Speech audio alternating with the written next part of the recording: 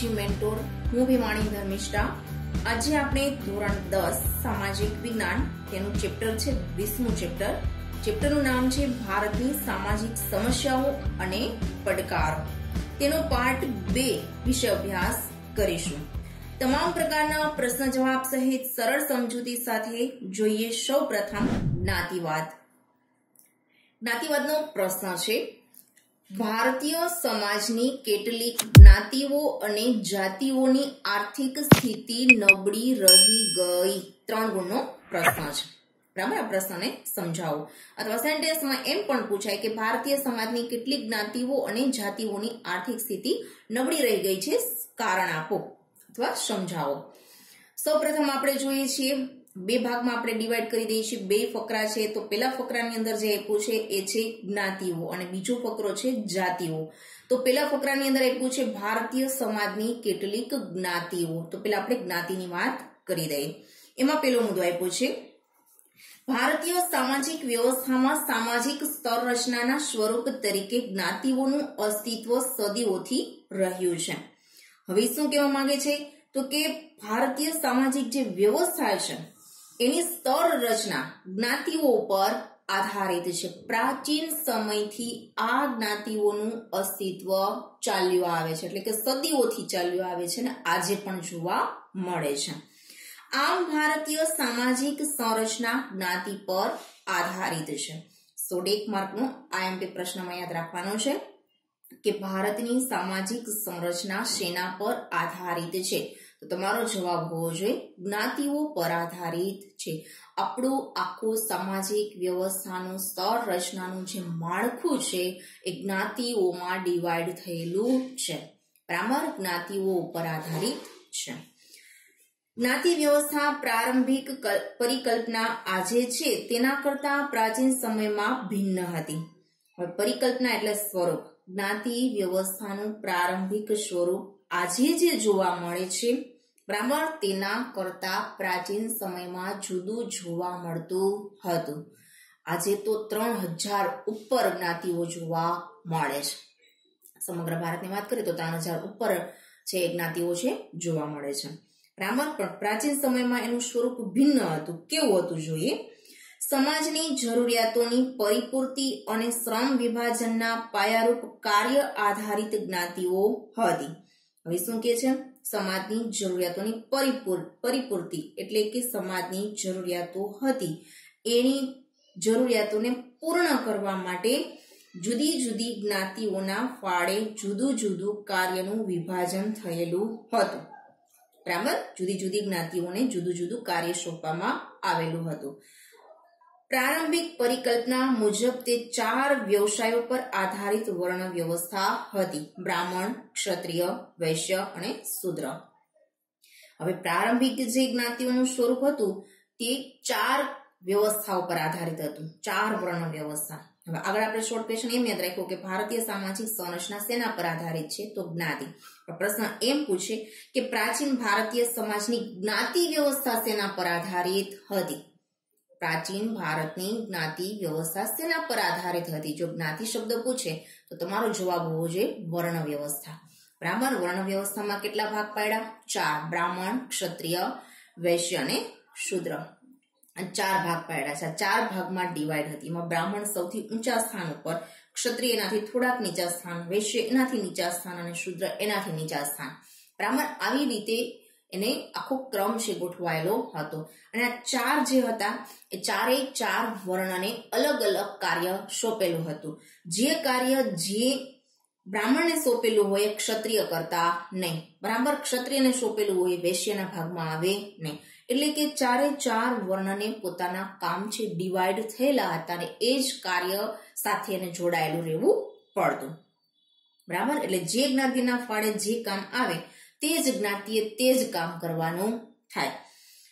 જ્ઞાતિ આધારિત નિવાસ વ્યવસ્થા અને વ્યવસાયો હતા। વ્યવસાયને આધારે આવકના સ્ત્રોત રહેતા સમાજમાં આવક જૂથના આધારે કેટલીક જ્ઞાતિઓ ઓછી આવક મેળવતી હોવાથી સમાજના અન્ય જ્ઞાતિ સમૂહથી આર્થિક સ્થિતિમાં નબળી રહી ગઈ છે। હવે જે જ્ઞાતિઓ છે ને કાર્ય તો વિભાજન થયેલું હતું કે એને જે કાર્ય આપ્યું હતું એ જ કાર્ય કરતા હતા, સાથે સાથે એના નિવાસ વ્યવસ્થા હતી, એટલે કે એનો રહેઠાણ વિસ્તાર હતો એ પણ નિશ્ચિત હતો. બ્રાહ્મણનો વિસ્તાર અલગ, ક્ષત્રિયનો વિસ્તાર અલગ, વૈશ્ય અને ક્ષુદ્ર છે તો એમનો વિસ્તાર પણ રહેવાનો અલગ. કુવામાંથી પાણી જે પેલા પ્રાચીન સમયમાં ભરવામાં આવતું તો એ બધાના કુવા પણ અલગ અલગ હતા. બ્રાહ્મણ જે કુવામાંથી પાણી ભરે એ કુવામાંથી વૈશ્ય કે ક્ષુદ્ર છે એ ભરી શકે ને. આવી બધી વર્ણ વ્યવસ્થાની અંદર આવું બધું ગોઠવાયેલું હતું. બ્રાહ્મણ એટલે જે બ્રાહ્મણ કામ કરતા અને ક્ષત્રિય કામ કરતા એ સારી આવક મેળવતા હતા, પણ જે વૈશ્ય અને શૂદ્ર આ બંને લોકોને જે કામ ડિવાઈડ થયેલું હતું, ટૂંકમાં એના ફાળે જે કામ આવ્યું હતું એમાંથી એ પોતાની આવકનો જે વ્યવસાય હતો એમાંથી ખૂબ જ ઓછી આવક મેળવતા હતા. એટલે કેટલીક જ્ઞાતિ સમૂહો છે આર્થિક સ્થિતિ એની કેવી રહી ગઈ, પહેલેથી જ નબળી રહી ગઈ, કારણ કે એની આવક જ હતી નહીં. એટલે એના ઘરની અંદર કે એની સમાજ વ્યવસ્થાની અંદર એનું સામાજિક રહેણીકરણીની અંદર કોઈ ચેન્જીસ જોવા મળતું ન હતું. બરાબર, એટલે એની આર્થિક સ્થિતિ નબળી રહી ગઈ છે. ત્યાર પછીનો આપણો મુદ્દો છે ભારતીય સમાજની કેટલીક જાતિઓ. બરાબર, જ્ઞાતિવાદનો સેકન્ડ મુદ્દો ભારતીય સમાજની કેટલીક જાતિઓ. એમાં આપણે આગળ જોઈએ. ભારતમાં અંગ્રેજોના શાસનકાળ પહેલાના સમયમાં કેટલીક જાતિઓ અન્ય સમૂહોથી દૂર સહેલાઈથી પહોંચી ન શકાય તેવા દુર્ગમ જંગલો અને પહાડી વિસ્તારોમાં અલગ વસવાટ કરતી હતી. હવે અંગ્રેજો આપણા ભારતમાં આવ્યા એના પહેલાની વાત કરી છે કે એના પહેલામાં કેટલીક જાતિઓ એવી હતી કે જે આપણો જે ગામડા અને શહેરમાં આપણા લોકો જે રહે છે એના સમુદાયથી ખૂબ દૂરના વિસ્તારમાં રહેતી હતી.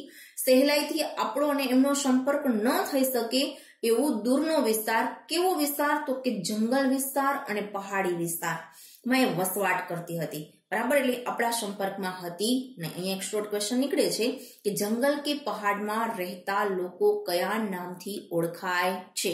તો તમારે યાદ રાખવાનું છે જનજાતિઓના નામથી ઓળખાય છે. બરાબર, આપણો ને એમનો કોઈ સંપર્ક હતો નહીં, કારણ કે એ લોકો છે પહેલેથી જ આવા બહુ દૂરના એવા જંગલો અને પહાડી વિસ્તારોમાં વસવાટ કરતા હતા. વિદ્યાર્થી મિત્રો, જો હજુ સુધી તમે મારી ચેનલ પર નવા હો તો ચેનલને સબસ્ક્રાઇબ કરો, બેલ આઇકન ઉપર પ્રેસ કરો કે જેના કારણે અમારા તમામ નવા વિડીયો તમારા સુધી જલ્દીથી પહોંચી શકે. વિડીયો પસંદ આવે તો લાઈક કરો અને આપના ગ્રુપમાં શેર કરો. આગળનો મુદ્દો, આ જાતિઓનું સામાજિક અને સાંસ્કૃતિક જીવન અન્ય પ્રજા સમૂહથી અલગ હતું. હવે એ લોકો જે આપણી રહેણીકરણી છે એનાથી એનું સામાજિક જીવન છે એ ખૂબ પછાત જોવા મળે અને સાદગીવાળું જોવા મળે છે. આપણી સંસ્કૃતિ કરતા એમની પહાડી વિસ્તારમાં રહેતા જે જનજાતિના લોકો છે એમની સંસ્કૃતિ પણ એકદમ અલગ જોવા મળે. એના વાર તહેવાર ઉત્સવો ઉજવવાની જે રીતભાત છે, બરાબર, એ બધું અલગ જોવા મળે છે, કારણ કે આપણા સમૂહ વચ્ચે રહેતા નથી. એટલે એનો જે સંસ્કૃતિનો અને સામાજિક વ્યવસ્થાનો વિકાસ પણ અલગ રીતે થયેલો જોવા મળે છે. બરાબર, એટલે આ જાતિઓનું સામાજિક અને સાંસ્કૃતિક જીવન અન્ય પ્રજા સમૂહથી અલગ જોવા મળે છે. તેઓની પોતાની આગવી સંસ્કૃતિ અને બોલી હતી. હવે પહાડી વિસ્તારમાં રહેતા, જંગલ વિસ્તારમાં રહેતા લોકો છે તો એની પોતાની અલગ સંસ્કૃતિ છે, સાથે સાથે એ અલગ બોલી પણ બોલે છે. આપણે બોલીએ છીએ એના કરતા એની બોલી પણ અલગ જોવા મળે છે. એ જાતિના લોકો પણ પેઢી દર પેઢી અલગ વસવાટ, એકાકી જીવન વગેરેના કારણે વિકાસ સાધી શક્યા નથી, કારણ કે એ શહેરના લોકોના સંપર્કમાં આવતા નથી, કોઈ વ્યવસાય સાથે જોડાતા નથી. બરાબર, પહેલેથી જ એ પોતાનું પેઢી દર પેઢી વારસામાં એ ત્યાં ને ત્યાં જ, એટલે કે જંગલ અને પહાડી ક્ષેત્રોમાં જ એકલું જીવન જીવે છે અને એના કારણે એ અન્ય પ્રજા સમૂહના સંપર્કમાં નથી આવતા, એટલે એમનો વિકાસ થઈ શક્યો નથી. કારણ કે તેમની જે બધી આર્થિક પ્રવૃત્તિ છે એ પણ પછાત લેવલની છે, પછાત જોવા મળે છે. કેવી? તો કે જંગલ આધારિત પ્રવૃત્તિ કરે છે, લાકડા વીણે છે, જે કાંઈ ફળ ફૂલ મળે છે એને વેચી અને પોતાનું ગુજરાન ચલાવે છે. એનું ગુજરાન પણ માંડ ચાલે છે અને થોડા ઘણા જગ્યા હોય તો એની અંદર પોતાની જરૂરિયાત પૂરતી ખેતી કરે છે. બરાબર, એની ખેતી પણ ખૂબ જ સાદી જોવા મળે છે. એની કપડાની પહેરવાની સ્ટાઇલ, આ તે બધું તમે જુઓ તો ખૂબ જ સાદું જીવન જોવા મળે છે. વધારાની વાત કરીએ તો એ લોકો જે વિસ્તારની અંદર મહેનત કરે છે, બરાબર, મહેનત કરે છે જંગલની અંદર પોતાનો ખર્ચ, ઘર ખર્ચ કાઢવા માટે, રહેણીકરણી માટે અને જનજીવનને ચલાવવા માટે, એ જે કાંઈ મહેનત કરે છે એમાં એને ખૂબ જ ઓછું એમ કહી શકાય એવું વળતર મળે છે. બરાબર, એના એટલા વળતરની અંદર એ પોતાનું ગુજરાન પણ માંડ ચલાવી શકે એવું એનું જીવન જોવા મળે છે। ત્યાં શાળાઓ પણ હોતી નથી એટલે એનો વર્ગ પણ તમને ઘણો બધો ઓછો ભણેલો જોવા મળશે। જો એ બહાર નીકળી ગયા હોય, બહારના આસપાસના શહેરોમાં જવા આવવા લાગે તો એ લોકો શિક્ષિત થાય છે અને સારી નોકરી અને સારા વ્યવસાય તરફ જોડાય છે। પણ અહીંયા તો શાળા પણ નથી હોતી અને એના કારણે એ લોકોનું એજ્યુકેશન લેવલ પણ ખૂબ જ પછાત જોવા મળે છે। એટલે એની આર્થિક પ્રવૃત્તિ છે એમાંથી ખૂબ ઓછા રૂપિયા કમાય છે, કારણ કે એની આર્થિક પ્રવૃત્તિમાં કોઈ ઉદ્યોગો કે નોકરીનો સમાવેશ થતો નથી, કારણ કે જંગલમાં એમને ભણેલા ન હોવાને કારણે કોઈ નોકરી નથી મળતી અને એની પાસે એટલા પૈસા પણ નથી હોતા કે જે વ્યવસાય કરી શકે। પરિણામે તેમની આર્થિક અને સામાજિક સ્થિતિ પણ નબળી રહી છે। બરાબર, સમાજ આપણા સમુદાયથી અલગ રહે છે એટલે એનું સામાજિક જનજીવન આપણા કરતા પછાત છે, એની આર્થિક સ્થિતિ પણ આપણા કરતા પછાત જોવા મળે છે। ત્યાર પછીનો મુદ્દો છે લઘુમતીઓ, નબળા વર્ગો અને પછાત વર્ગોના હિતોના રક્ષણ માટે બંધારણીય જોગવાઈઓ। હવે એ પ્રશ્ન છે એમ પણ પૂછાય કે ભારતમાં લઘુમતીઓ, નબળા વર્ગો અને પછાત વર્ગોના વિકાસ, કલ્યાણ અને રક્ષણ માટે કઈ કઈ બંધારણીય જોગવાઈઓ કરી છે। તમારા ટાઇટલને ધ્યાનમાં રાખી ગમે તેમ ફેરવીને પ્રશ્ન પૂછે તો એ શબ્દ તો મૂકશે જ કે લઘુમતી, નબળા વર્ગ અને પછાત વર્ગ, તો તમારે આ જવાબ એમનો લખવાનો છે। 3 ગુણના પ્રશ્ન તરીકે પ્રશ્ન પૂછાઈ શકે। જોઈ લઈએ આપણે ભારતમાં બંધારણમાં લઘુમતીઓ, નબળા વર્ગો અને પછાત વર્ગોના રક્ષણ, કલ્યાણ અને વિકાસ માટે કેટલીક બંધારણીય જોગવાઈ કરવામાં આવી છે। લઘુમતી એટલે બીજા અન્ય જ્ઞાતિ જાતિના સમુદાયની સંખ્યા કરતા ઓછી સંખ્યાવાળા લોકો। બરાબર, નબળા વર્ગો એટલે સમાજની અંદર આર્થિક અને સામાજિક રીતે પછાત હોય, નબળા હોય તેવા લોકો। તો એ લોકોનું કલ્યાણ થાય, એ લોકોના હિતોનું રક્ષણ થાય, એ લોકોનો વિકાસ થાય, એના માટે સરકારે બંધારણની અંદર જ કેટલીક જોગવાઈઓ નક્કી કરેલી છે।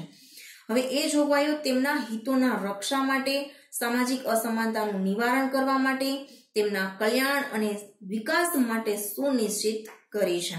હવે એ લોકોનું હિત જળવાય, બરાબર, એમની સંસ્કૃતિ જળવાય, એમનું સામાજિક જે અસમાનતાનું પ્રમાણ છે સમાજમાં, ઉચ્ચ વર્ગ, નિમ્ન વર્ગ, તો એ અસમાનતા છે દૂર થાય, તેમનો વિકાસ થાય, તેમને વિકસવાની તમામ તક મળે, એ અર્થે બંધારણની અંદર કેટલાક જોગવાઈના સ્વરૂપમાં કેટલુંક મુદ્દાઓ છે, એની કે કાયદા કાનૂન છે, બરાબર, એ સુનિશ્ચિત કરેલા, સુનિશ્ચિત એટલે નક્કી કરેલા છે। ભારતનું બંધારણ ભારતના તમામ નાગરિકોને સમાન રીતે સામાજિક, આર્થિક અને રાજનૈતિક ન્યાય પ્રદાન કરે છે। પેલી જોગવાઈની શું છે તો કે બંધારણની અંદર તમામ નાગરિક ભારતનો, પછી પૂર્વમાં રહેતો હોય પશ્ચિમમાં, પૂર્વથી પશ્ચિમ અને ઉત્તરથી દક્ષિણ ભારતની ભૂમિ ઉપર વસવાટ કરતો કોઈ પણ વ્યક્તિ, એ લઘુમતી સમુદાયનો હોય, નબળા વર્ગનો હોય કે પછાત વર્ગનો હોય કે ઉચ્ચ વર્ગનો હોય, બધા વ્યક્તિને સમાન રીતે સામાજિક, આર્થિક અને રાજનૈતિક ન્યાય આપવામાં આવે છે। સમાજમાં સારી વિકસવાની તક બધા લોકોને સરખી, આર્થિક રીતે કમાવાની તક પણ બધાને સરખી અને રાજનીતિની અંદર ભાગ લેવાની તક પણ આપવામાં આવે છે, એટલે કોઈ પ્રકારના ભેદભાવ રાખવામાં આવતા નથી।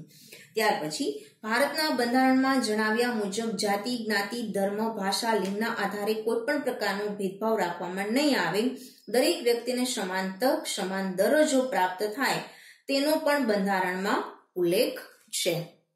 હવે ભારતનો કોઈ પણ નાગરિક કોઈ પણ જાતિનો હોય, જ્ઞાતિનો હોય, ધર્મનો હોય કે કોઈ બી ભાષા બોલતો હોય, પછી સ્ત્રી હોય, પુરુષ હોય કે કોઈ પણ પ્રદેશનો હોય, બરાબર, પણ એ ભારતનો નાગરિક છે એટલે ભારતના કોઈ પણ નાગરિક પ્રત્યે, બરાબર, કોઈ પણ પ્રકારનો ભેદભાવ રાખવામાં નહીં આવે, પછી આર્થિક હોય, સામાજિક હોય, રાજનૈતિક ક્ષેત્ર હોય કે શિક્ષણનું ક્ષેત્ર હોય, બરાબર, એને વિકસવા માટેની સમાન તક આપવામાં આવશે, સમાન દરજ્જો આપવામાં આવશે, પરંતુ એને તરફ કોઈ પણ પ્રકારનો ભેદભાવ રાખવામાં આવશે નહીં। હવે અહીંયા આપ્યું છે સમાન દરજ્જો, દરજ્જો એટલે સ્થિતિ, બરાબર, સમાજની અંદર એને સમાન વિકસવા માટેની તમામ ક્ષેત્રની સમાન તક મળે અને સાથે સાથે સમાન સ્થિતિ પણ પ્રાપ્ત કરે એવું બંધારણમાં ઉલ્લેખ છે। એટલે આ લોકો માટે સ્પેશિયલી બંધારણની અંદર કેટલીક એવી કલમો પણ બનાવેલી છે કે એના નીતિ નિયમને ધ્યાનમાં રાખી અને આ લોકોનો વર્ગ વિકસે એવો પ્રયાસ થાય છે।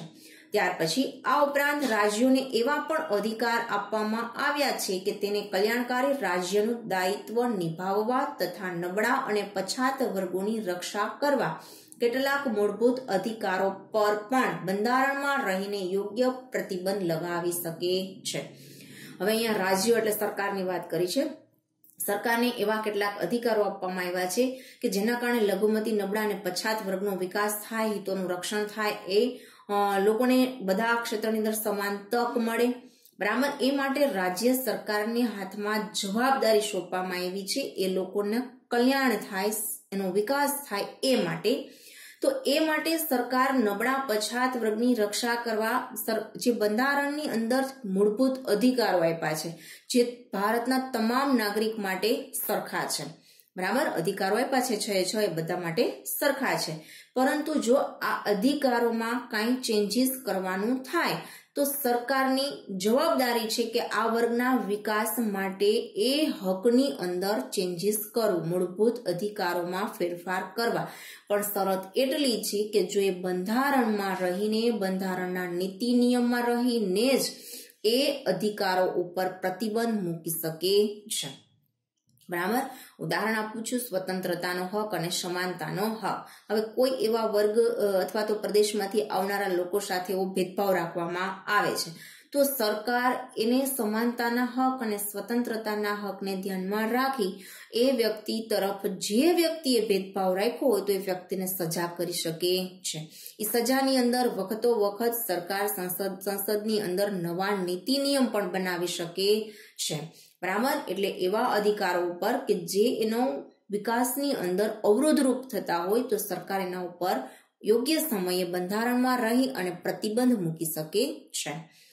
ત્યાર પછી ધાર્મિક સ્વતંત્રતાનો અધિકાર કોઈ પણ ધર્મનું પાલન કરવાની સ્વતંત્રતા આપે છે. હવે આપણે એક હક આપ્યો છે સ્વતંત્રતા, સમાનતા, એમાં એક ધાર્મિક સ્વતંત્રતાનો પણ હક આપ્યો છે. જે તે વ્યક્તિ અથવા કોઈ પણ વ્યક્તિ પોતાની ઈચ્છા પ્રમાણે ધર્મ પાળી શકે છે, ધર્મને ધાર્મિક સ્થળો છે ખોલી શકે છે, અનુયાયી પણ બની શકે છે, ધર્મનો પ્રચાર પણ કરી શકે છે.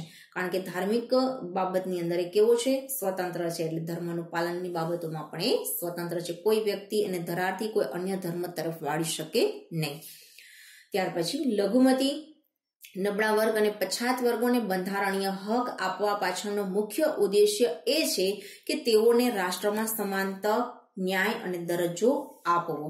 હવે બંધારણની અંદર લઘુમતી, નબળા અને પછાત વર્ગના વિકાસ માટે જે વિકાસ પાછળ બંધારણનો મુખ્ય હેતુ શું છે? ઉદ્દેશ્ય એટલે હેતુ એ છે કે એ લોકોને રાષ્ટ્રમાં બધા વ્યક્તિની જેમ સમાન તક મળે. બરાબર, વિકસવાની સમાન તક મળે, અન્ય ક્ષેત્રમાં ભાગ લેવાની સમાન તક મળે, વ્યવસાય, ધંધા, રોજગાર, નોકરી વગેરે કરવાની તક મળે. બરાબર, અને સમાન ન્યાય મળે, તેમજ સમાન દરજ્જો પ્રાપ્ત થાય. તો આવો હેતુ આ બંધારણનો રહેલો છે. ત્યાર પછી રાષ્ટ્રીય પંચવર્ષીય યોજનાઓમાં પણ આ બધા વર્ગો માટે ખાસ ધ્યાન રાખવામાં આવ્યું છે. હવે ભારતમાં આઝાદી પછીના સમયગાળામાં દર 5 વર્ષે પંચવર્ષીય યોજના બહાર પાડવામાં આવે છે.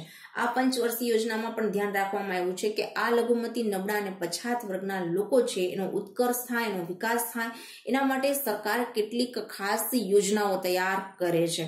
પછી વ્યવસાય સંબંધી યોજના હોય, નોકરી સંબંધી છૂટછાટ કેટલીક આપવામાં આવી છે, સ્પેશિયલી સીટો એના માટે રાખવામાં આવે છે, ઉચ્ચ અભ્યાસ માટે સ્કોલરશીપ આપવામાં આવે છે, ફી માફીની સુવિધા આપવામાં આવે છે, હોસ્ટેલમાં રહેવાની સુવિધા આપવામાં આવે છે. તો વગેરે પાછળ સરકાર પંચવર્ષીય યોજનામાં આ વર્ગના લોકો માટે સ્પેશિયલી બજેટ બહાર પાડે છે. આ રીતે સરકાર અને સમાજના લોકો અને બંધારણ દ્વારા આ લોકોનો વર્ગ છે એ વિકસે, આગળ વધે, દેશને હેલ્પરૂપ થાય એવો પ્રયાસ કરવામાં આવે છે. અહીંયા આ મુદ્દો પૂર્ણ થાય છે. ત્યાર પછીનો મુદ્દો છે લઘુમતીઓ. પ્રશ્ન છે લઘુમતી કોને કહેવાય? 2 ગુણના પ્રશ્ન તરીકે યાદ રાખવાનો છે. અને પેલી લીટી જે આપી છે આખી એ 1 માર્કના પ્રશ્ન તરીકે પણ યાદ રાખવાનું છે. ધર્મ કે ભાષાના આધારે કોઈ પણ પ્રદેશ કે પ્રદેશોમાં બહુમતીમાં ન હોય તેવા લોકસમૂહને લઘુમતી કહેવામાં આવે છે.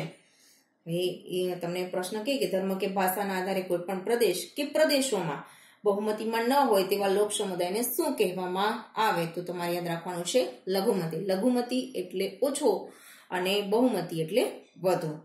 ભારતમાં બંધારણમાં લઘુમતી માટે સ્પષ્ટ વ્યાખ્યા કરવામાં આવી નથી. શું કામ નથી કરવામાં આવી એનું રીઝન પણ તમને આજ મુદ્દાની અંદર જોવા મળશે. દેશ કે પ્રદેશની વસ્તીમાં અડધા કે તેથી ઓછી સંખ્યા ધરાવતા લોક સમૂહને લઘુમતી કહી શકાય છે. હવે 2 ગુણનો પ્રશ્ન પૂછે તો તમારે આખો મુદ્દો લખવાનો છે. આખો જેનો ફકરો આપ્યો છે એ તમારે લખવાનો છે. અહીંથી અધૂરેથી છોડી દેવાનું નથી. ઘણા વિદ્યાર્થીઓ છે બહુ ઓછી વ્યાખ્યા જે આપી હોય, પ્રશ્ન આપ્યો હોય તેનો જવાબ બહુ ટૂંકો લખે છે, એના કારણે એના માર્ક પણ કપાય છે. હવે અહીં કીધું છે કે કોઈ પણ દેશ હોય અથવા તો પ્રદેશ હોય, માનો કે આપણે ભારત દેશની વાત કરીએ, બરાબર, અને પછી આપણે ગુજરાતનું ઉદાહરણ લઈએ. હવે દેશ કે પ્રદેશમાં વસ્તી અડધા કે તેથી ઓછી સંખ્યા ધરાવતો લોક સમૂહ. હવે આપણે સમગ્ર ભારતની વાત કરીએ, 1 લાખ લોકો હિન્દુ લોકો છે, સામે 50,000 ઇસ્લામ લોકો છે. તો લોક સમુદાય કોનો ઓછો થયો? તો કે ઇસ્લામ ધર્મના લોકો છે હિન્દુ ધર્મની સંખ્યા કરતા ઓછા છે, બરાબર. તો ઇસ્લામ ધર્મના લોકો દેશ લેવલે લઘુમતીમાં આવે, બરાબર, સમજાઈ ગયું. હવે એ જ વસ્તુ રાજ્ય લેવલે પણ તમને જોવા મળે. એટલે કે ઓછી જે 100ની સંખ્યા હોય, 100 કરતા હાફ એટલે કે 50%, 50% કે તેનાથી ઓછો કોઈ લોક સમુદાય હોય તો એને લઘુમતી તરીકે ઓળખવામાં આવે છે. લઘુમતીઓનો ખ્યાલ કોઈ પણ ધર્મ, ભાષા કે પ્રદેશ પૂરતો મર્યાદિત નથી, બરાબર. એનો ખ્યાલ છે કોઈ ધર્મ કે ભાષા કે પ્રદેશ પૂરતો મર્યાદિત નથી, સીમિત નથી. રાષ્ટ્રીય સ્તર પર લઘુમતીઓની જેમ જ રાજ્ય સ્તર પર સ્થાનિક અથવા પ્રાદેશિક લઘુમતીઓની નોંધ લેવી પડે. હવે દેશ લેવલે આપણે લઘુમતીમાં જે ગણતા હોય, જે બહુમતીમાં આવતો હોય, જેનો સમાવેશ થતો હોય લોક સમુદાયનો, બરાબર, તો રાજ્ય લેવલે પણ આ લઘુમતી અને બહુમતીની નોંધ લેવી જોઈએ, બરાબર. રાજ્ય લેવલે પણ લેવી જોઈએ અને દેશ લેવલે પણ લેવી જોઈએ. માટે જ રાષ્ટ્રીય સ્તર પર લઘુમતીઓની સંકલ્પના એ રાજ્ય સ્તરની સંકલ્પના કરતા બિલકુલ ભિન્ન છે. હવે દેશની અને રાજ્યની બેયની કમ્પેરિઝન કરીએ તો લઘુમતીઓની સંકલ્પના એટલે કે વ્યાખ્યા છે બંનેની કેવી છે? અલગ અલગ છે, ભિન્ન છે, બરાબર. રાષ્ટ્રીય સ્તરે એટલે કે દેશ લેવલે જે વ્યાખ્યા હોય એ રાજ્ય લેવલે એ વ્યાખ્યા લાગુ પાડી શકાય નહીં, બરાબર. અને રાજ્ય લેવલની વ્યાખ્યા દેશ લેવલે આપણે લાગુ પાડી શકીએ નહીં, કારણ કે બેની સંકલ્પના છે તદ્દન અલગ જોવા મળે છે. હવે એનું ઉદાહરણ પણ આપશે. એટલે કે જો કોઈ લોક સમુદાય કોઈ એક પ્રદેશ રાજ્યની કુલ વસ્તીના પ્રમાણમાં બહુમતીમાં હોય તો પણ રાષ્ટ્રીય રીતે લઘુમતીમાં હોઈ શકે, તથા તેનાથી અલગ જે તે રાજ્યમાં લઘુમતીમાં હોય તેવો વર્ગ રાષ્ટ્રીય સ્તરે બહુમતીમાં પણ હોઈ શકે. અહીંયા દેશ લેવલની આપણે વાત કરીએ, બરાબર. કોઈ પણ દેશ લેવલે તો મેં તમને જે ઇસ્લામ ધર્મનું અને હિન્દુ ધર્મનું ઉદાહરણ આપ્યું, એમાં હિન્દુ વધારે છે અને ઇસ્લામ ઓછા છે, તો ભારત માટે ઇસ્લામ ધર્મના લોકો છે એ લઘુમતીમાં આવે. અહીંયા આપણે રાજ્યની વાત કરવાની છે. હવે રાજ્યની વાત કરીએ તો હિમાચલ પ્રદેશ છે. હિમાચલ પ્રદેશની અંદર કુલ જે સંખ્યા છે એમાં હિન્દુ છે એ વધુ છે, હિન્દુ ધર્મના લોકો વધુ છે. હિમાચલ પ્રદેશમાં ઇસ્લામ ધર્મના લોકોની સંખ્યા ઓછી છે.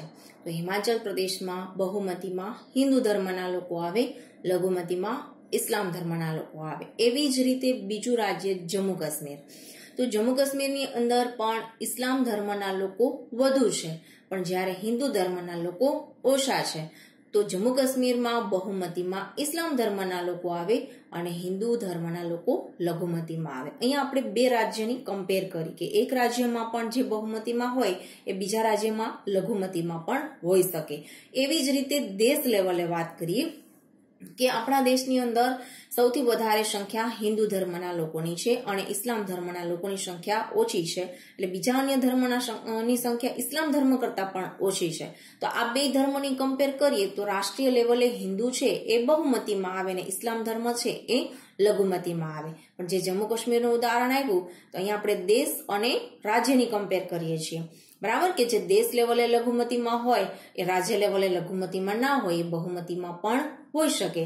તો જે આપણે દેશ લેવલે ઇસ્લામ ધર્મ લઘુમતીમાં છે તો જમ્મુ કાશ્મીરમાં ઇસ્લામ ધર્મના લોકોની સંખ્યા વધુ છે, એટલે એ કેમાં છે? તો કે બહુમતીમાં છે, બરાબર. આમ બંને જોઈએ તો બંને અલગ અલગ વસ્તુ જોવા મળે છે, બંનેમાં અલગ અલગ લઘુમતી અને બહુમતીનો સમુદાય જોવા મળે.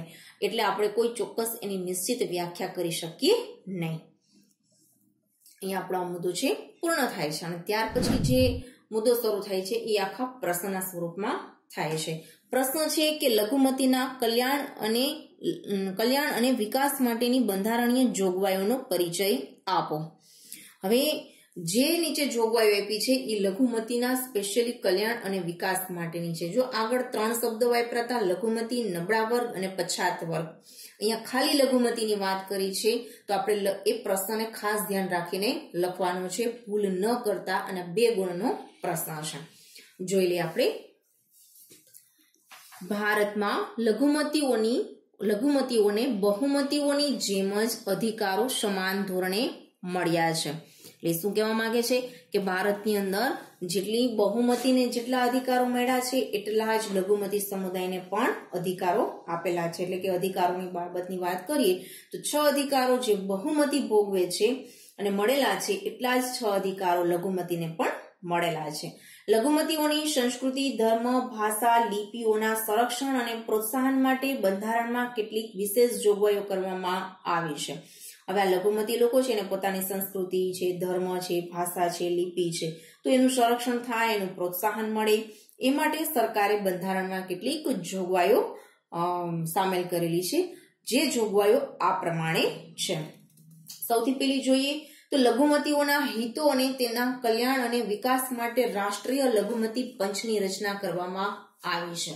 હવે લઘુમતીઓને સ્પેશિયલી રક્ષા કરવા માટે આપણી સરકારે શું કર્યું તો કે એક લઘુમતી પંચની રચના કરેલી છે અને એ લઘુમતી પંચની રચના મુજબ 5 લઘુમતી સમુદાયનો સમાવેશ કરવામાં આવ્યો છે. એમાં મુસ્લિમ લોકો, ઈસાઈ લોકો, શીખ અને બૌદ્ધ અને પારસી, આ 5 ધર્મના લોકોનો એની અંદર સમાવેશ કરેલો છે.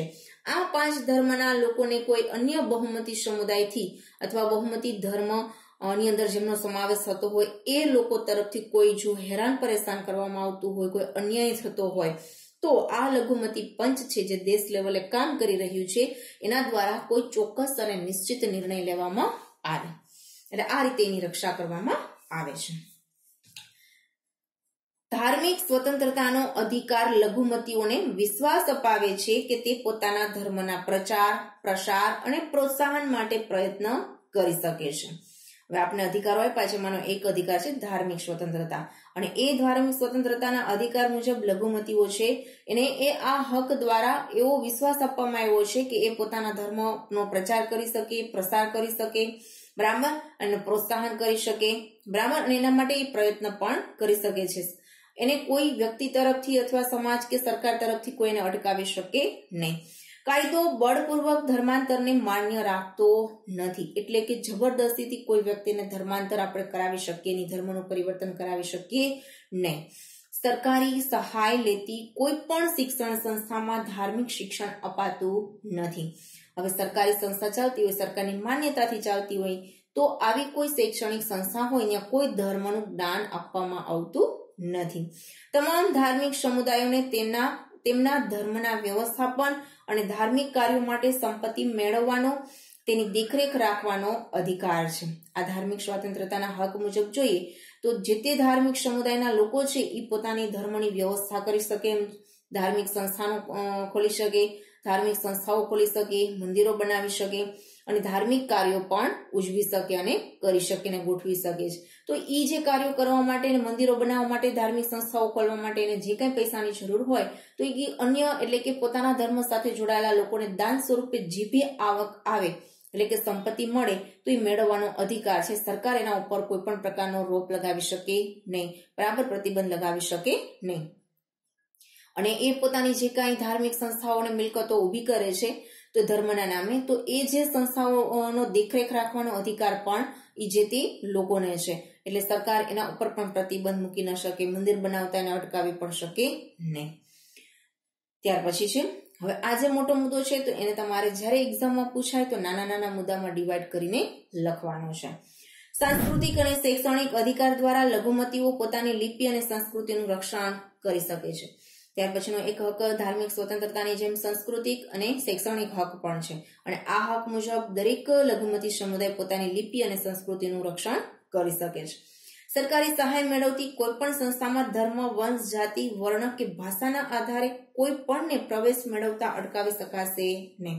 હવે સરકારની સહાયથી એટલે કે સરકારની માન્યતાથી ચાલતી અને સરકારની સહાયથી ચાલતી હોય એવી કોઈ પણ સંસ્થા હોય ત્યાં ધર્મ, વંશ, જાતિ, વર્ણ કે ભાષાના ભેદભાવ રાખી અને પ્રવેશ આપી શકાય નહીં. બરાબર, કોઈ આ ધર્મનો છે એટલે અમે પ્રવેશ નહીં આપીએ, આ ભાષાનો છે એટલે અમે પ્રવેશ નહીં આપીએ, એવું કોઈ શૈક્ષણિક સંસ્થા કરી શકે નહીં. એના માટે ધર્મ, જ્ઞાતિ, જાતિ, ભાષા, પ્રદેશ બધું એક બાજુ રાખી ભારતનો એક નાગરિક છે અને એનો અધિકાર છે શિક્ષણ મેળવવાનો, એટલે એ શૈક્ષણિક સંસ્થાની અંદર એડમિશન મેળવી શકે છે.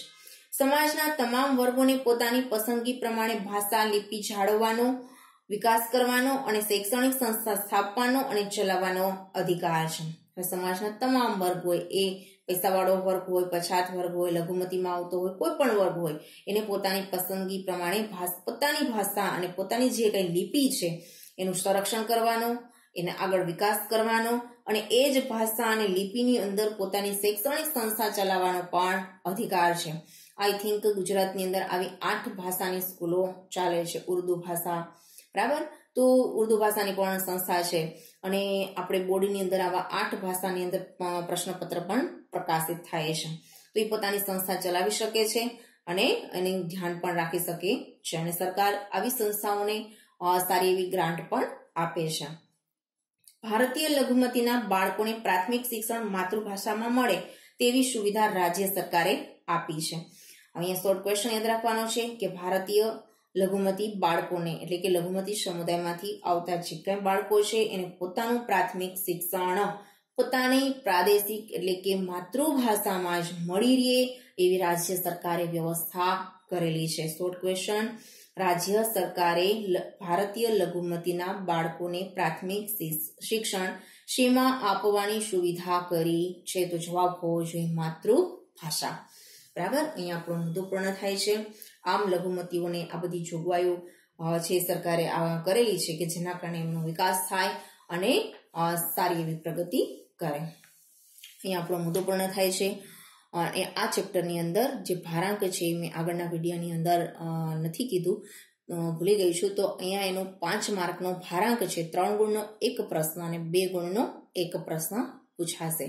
જો આ મુદ્દા સંબંધી અને આજના વિડીયો સંબંધી કોઈ પ્રશ્ન હોય તો કોમેન્ટ બોક્સની અંદર જરૂરથી જણાવશો. નેક્સ્ટ વિડીયોની અંદર નવા મુદ્દા સાથે ફરી મળીશું. Thank you.